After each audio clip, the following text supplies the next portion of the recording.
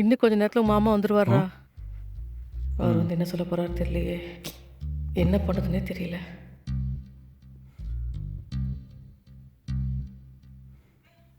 ம் அண்ணன் வந்துட்டாரு.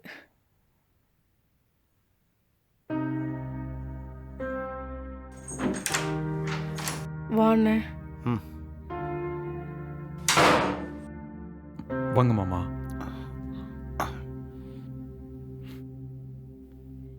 அண்ணே, ம் அன்னிக்கிட்டையும் மலர்கிட்டையும் பேசிட்டியாண்ணே? ஆ பேசி சமாளிச்சிட்டம்மா. இதுக்கு மேலே என்கிட்ட எதுவும் கேட்காத. அப்புறம் பொண்ணு வீட்டில் என்ன சொன்னாங்க? அவங்க வீட்டில் பேசிட்டேண்ணே. ஆனா ஆனா அவ என் பொண்ணே இல்லை. நாங்கள் தலை முழுகிட்டோம். அவளுக்கு எங்களுக்கு சம்மந்தமே இல்லை. இனிமேட்டு எங்களுக்கு ஃபோன் பண்ணாதீங்க, நீங்களே பார்த்துக்கங்கன்னு சொல்லிட்டாங்க. ஆஹா நானும் அதுக்கு மேலே பேசலைண்ணா. குழந்தை குட்டின்னு ஆயிட்டா எப்படி அவங்க வந்து பேச தான் போகிறாங்க. நானும் சரி பார்த்துலாம் விட்டுட்டேன். சரிண்ணே, நீ ஏதோ ஒரு நல்ல நேரம் பார்த்து சொல்லணும். ஆஹா நம்ம நினச்ச மாதிரியே எல்லாம் நமக்கு சாதகமாக போய்கிட்டு இருக்கு. விடக்கூடாது. இந்த விஷயத்தை வச்சே நான் இவங்க 2 பேரையும் பிரிக்கிறேன். இவளை விரட்டி விட்டுட்டு என் பொண்ணை இவனுக்கு கல்யாணம் பண்ணி வைக்கிறேன். இவனை விட்டுட்டா நம்ம பொண்ணுக்கு இதை விட நல்ல மாப்பிள்ளை கிடைக்க மாட்டான். அண்ணே, என்ன ரொம்ப நேரமா இதை யோசிச்சுட்டு இருக்க? நீ எதுவா இருந்தாலும் சொல்லுண்ணே. இல்லைம்மா, நீ போய் காலன் இருந்து எடுத்துட்டு வா. சரிண்ணே. ஆ.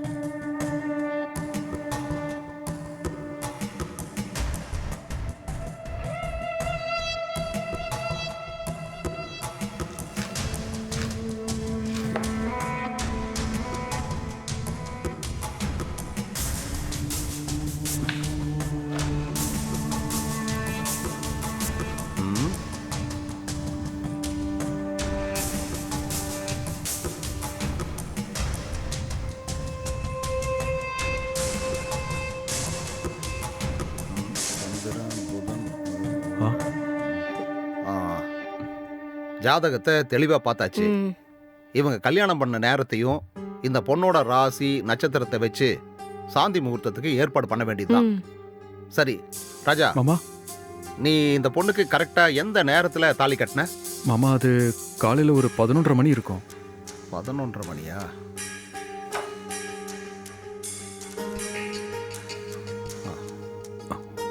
ஏம்மா, உன் பேரு ராசி நட்சத்திரம் இதெல்லாம் கொஞ்சம் சொல்லு.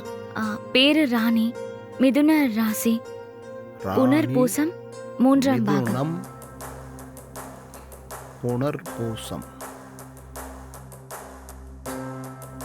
ம், ம். ம். அஹ், அண்ணே, என்னாச்சுண்ணே? எதுவா இருந்தாலும் சொல்லுண்ணே. இங்க பாரு ஈஸ்வரி, நம்ம பையன் ஜாதகத்தையும் அந்த பொண்ணோட பேரு ராசி நட்சத்திரம் இது எல்லாத்தையும் வச்சு பார்க்கும்போது பொருத்தம் நல்லாவே இருக்கு. ம்.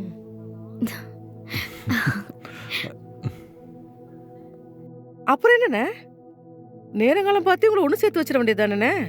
இல்ல, பிரச்சனையே அதுதான். அதுல என்ன மாமா பிரச்சனை? டேய், பெரியவங்க பேசிட்டு இருக்கோம்ல, கொஞ்சம் அமைதியா இரு. ம். அண்ணே, இப்பதானே எல்லா பொருத்தமும் இருக்குன்னு, அதுக்குள்ள என்னாச்சு? பொருத்தமெல்லாம் நல்லா தான் இருக்கு. ஆனா ராஜா கல்யாணம் பண்ண நேரமும் அந்த பொண்ணோட ராசி நட்சத்திரம் சந்திச்ச நேரமும் ரொம்ப தப்பா இருக்கு. இப்ப அதுக்கு என்ன பண்ணணும்? ஏதாவது பரிகாரம் பண்ணா சாந்தி முகூர்த்தத்துக்கு ஏற்பாடு பண்ணிடலாம்லண்ணே? ம், பரிகார பூஜையெல்லாம் ஏற்பாடு பண்ணலாம். ஆனா அதுக்கு இவங்க 41 நாள் பிரிஞ்சு இருக்கணுமே. 41 நாளா?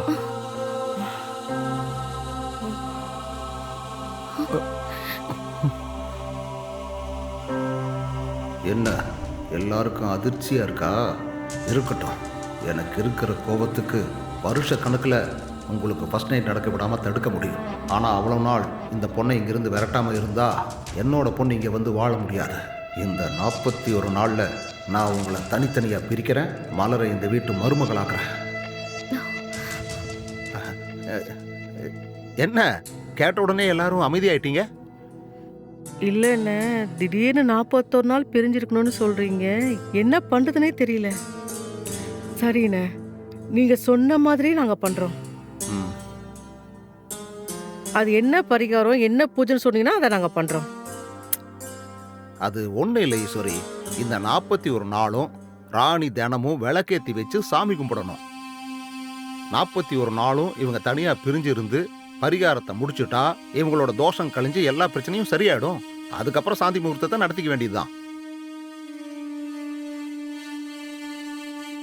சரிண்ணே, 41 நாளும் நீங்க சொல்றபடியே நாங்க பண்றோம். ஆமாண்ணா, நீ பூஜை பண்ணுன்னு சொன்னியா, அது எப்படி பண்றது? ஒன்றும் இல்லை, அது தினமும் என்ன மாதிரி ஜோசியம் ஜாதகம் பார்க்குறவங்க வீட்டில இருந்து பண்ணணும். அப்படியா? ம்.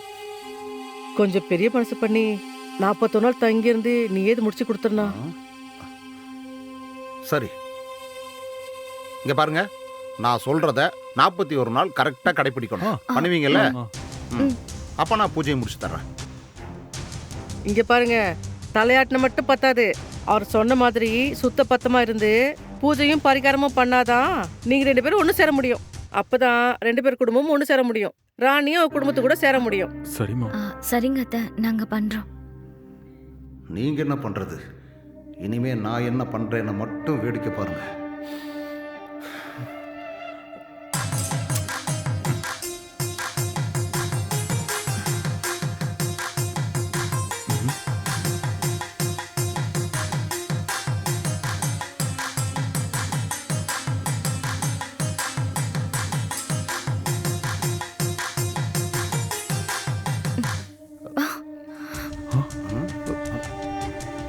என்னம்மா சூட அணைஞ்சு போச்சு? நேரமே சரியில்லைம்மா. ஐயோ, எல்லாம் சுத்தபத்தமா தானே இருக்கீங்க? என்னாச்சு? சூட அணைஞ்சு போச்சு. அச்சச்சோ. இல்லப்பா, நான் சரியா தான் பண்ணிக்கிட்டு ஓ, இருந்தேன். காத்தடிக்குதுல, அதான் அணைஞ்சு போச்சு. ஏய், நீ சாமி கும்பிட்டதுதான் பிரச்சனை. சூடு அணைஞ்சு போச்சு பாரு. காத்து அடிக்குது, அது அடிக்குது, கதை சொல்லிட்டு இருக்க. போ, மறுபடியும் போய் சாமி கும்பிடு. மா. போ. போம்மா. அண்ணே, முத நாளே இப்படி ஆயிடுச்சு. ஏதாவது சாமி குத்து ஆயிடுமா? ஆஹா, முதல் நாள்ங்கிறதால பிரச்சனை எதுவும் இல்லை. ஆனா இந்த மாதிரி அடிக்கடி அசம்பாவிதம் நடந்துச்சுன்னா கண்டிப்பா பூஜை பரிகாரம் எதுவும் பலிக்காது. அப்புறம் நான் இவ்வளவு கஷ்டப்பட்டும் பிரயோஜனமே இல்லை. சரி, நீ உட்காருண்ணா. இந்தா காஃபி ஆறி போச்சு, சூடா கொண்டு வா. கொடு. உட்காரு. ம்.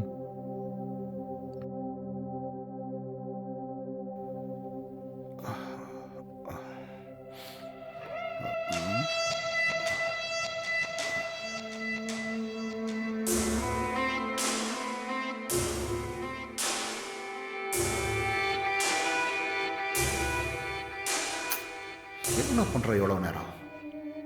ச்சே. ஹலோ, கேக்குதா? இங்க பாருடி, இன்னைக்கு முத நாளே ஒரு சம்பவம் நமக்கு சாதகமா நடந்துருச்சு.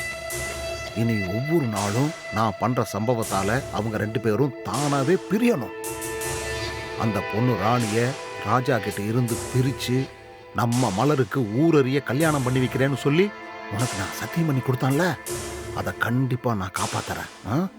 இந்த பாருடி, நம்ம புள்ளைய அழுக வச்சுட்டு இவன் ஒரு நிமிஷம் கூட சந்தோஷமா இருக்க கூடாது. நான் பாத்துக்கிறேன். சரியா? ராணி, இங்க சரி, வா. யாரோ வர்ற மாதிரி இருக்கு, நான் வச்சிடறேன். என்ன?